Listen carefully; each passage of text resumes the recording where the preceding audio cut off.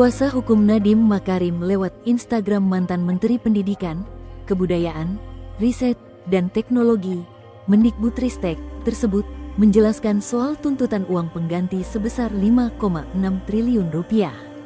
Nadiem dituntut Jaksa Penuntut Umum, JPU, untuk membayarkan uang pengganti tersebut karena dianggap harta selama menjadi menteri didapat secara tidak sah atau diduga berasal dari tindak pidana korupsi. Tim kuasa hukum beranggapan tuntutan tersebut tidak sesuai nilai kekayaan Nadiem selama menjadi menteri. Sebab, harta kekayaan Nadiem justru mengalami penurunan lebih dari 50% selama menjabat menteri dan tinggal 600 miliar rupiah di akhir masa jabatannya. Tuduhan ini mengabaikan fakta utama bahwa kekayaan Nadiem justru turun lebih dari 50% dan di akhir masa jabatannya sebagai menteri, harta tinggal sekitar 600 miliar rupiah, jelas tim kuasa hukum dalam unggahan pada Sabtu, tanggal 16 Mei tahun 2026, dikutip tribunnews.com.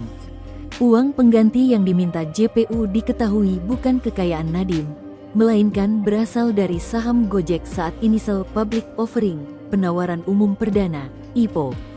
Kala itu, harga saham yang melonjak membuat nilai saham milik Nadiem naik dalam sekejap.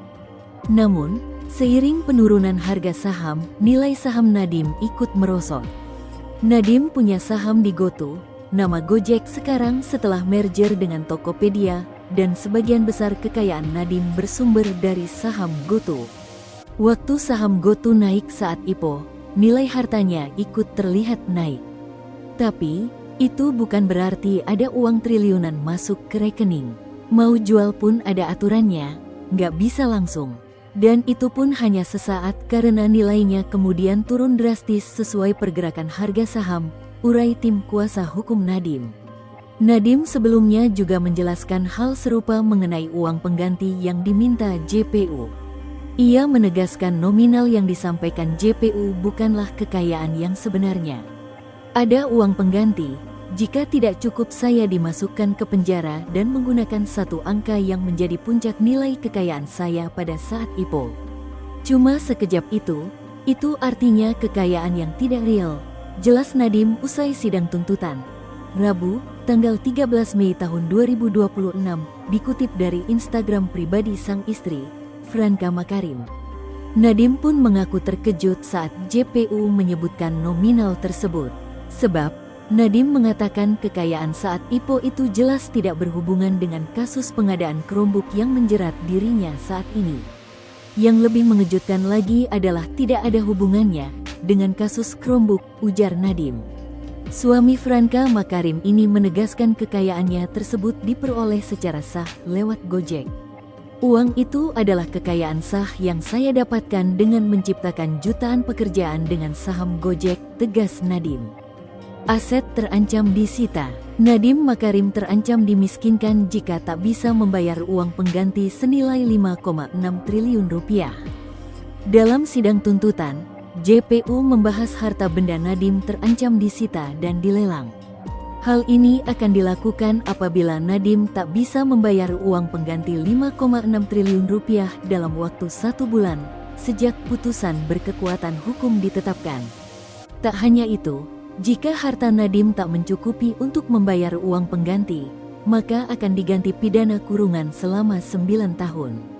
Menjatuhkan pidana tambahan kepada terdakwa Nadiem Anwar Makarim untuk membayar uang pengganti sebesar Rp809.596.125.000, 809 miliar, dan Rp4.469.603.758, 4,8 triliun, yang merupakan harta kekayaan terdakwa yang tidak seimbang dengan penghasilan yang sah atau diduga dari tindak pidana korupsi, kata JPU, Rabu. Dengan ketentuan jika terdakwa tidak membayar uang pengganti dalam waktu 1 bulan setelah putusan memperoleh kekuatan hukum tetap, maka harta benda terdakwa dapat disita oleh terdakwa dan dilelang untuk menutupi uang pengganti tersebut, tutur JPU. Dalam hal terdakwa tidak mempunyai harta benda yang mencukupi untuk membayar uang pengganti, maka diganti dengan pidana penjara selama 9 tahun, lanjutnya. Dalam surat dakwaannya, jaksa menyebutkan Nadiem bersama-sama dengan Ibrahim Arif alias Ibam, Mulyatsyah, Sri Wahyuningsih, dan Juristan melaksanakan pengadaan sarana pembelajaran berbasis teknologi informasi dan komunikasi berupa laptop Chromebook dan Chrome Device Management (CDM) tahun anggaran 2020, 2021, dan 2022 tidak sesuai perencanaan pengadaan dan prinsip-prinsip pengadaan. Kemudian terdakwa Nadiem Makarim DKK membuat review kajian dan analisa kebutuhan peralatan teknologi informasi dan komunikasi (TIK) pada program digitalisasi pendidikan yang mengarah pada laptop Chromebook yang menggunakan sistem operasi Chrome, Chrome OS, dan CDM tidak berdasarkan identifikasi kebutuhan pendidikan dasar dan menengah di Indonesia sehingga mengalami kegagalan khususnya daerah 3T, terluar, tertinggal, terdepan. Selanjutnya menyusun harga satuan dan alokasi anggaran tahun 2020 tanpa dilengkapi survei dengan data dukung yang dapat dipertanggungjawabkan dalam penganggaran pengadaan laptop Chromebook yang menggunakan sistem operasi Chrome, Chrome OS, dan CDM yang menjadi acuan dalam penyusunan harga satuan dan alokasi anggaran pada 2021 dan 2022. Serta melakukan pengadaan laptop Chromebook pada Kemendikbud melalui e-katalog maupun aplikasi Sistem Informasi Pengadaan Sekolah (SIPLAH) tahun 2020, 2021, dan 2022 tanpa melalui evaluasi harga serta tidak didukung dengan referensi harga. Hal-hal tersebut bertentangan dengan UU. Atas perbuatannya tersebut, Nadiem didakwa melanggar pasal 603 junto pasal 18 UU Tindak Pidana Korupsi junto pasal 20 huruf C UU nomor 1 tahun 2023 tentang Kitab Undang-Undang Hukum Pidana (KUHP).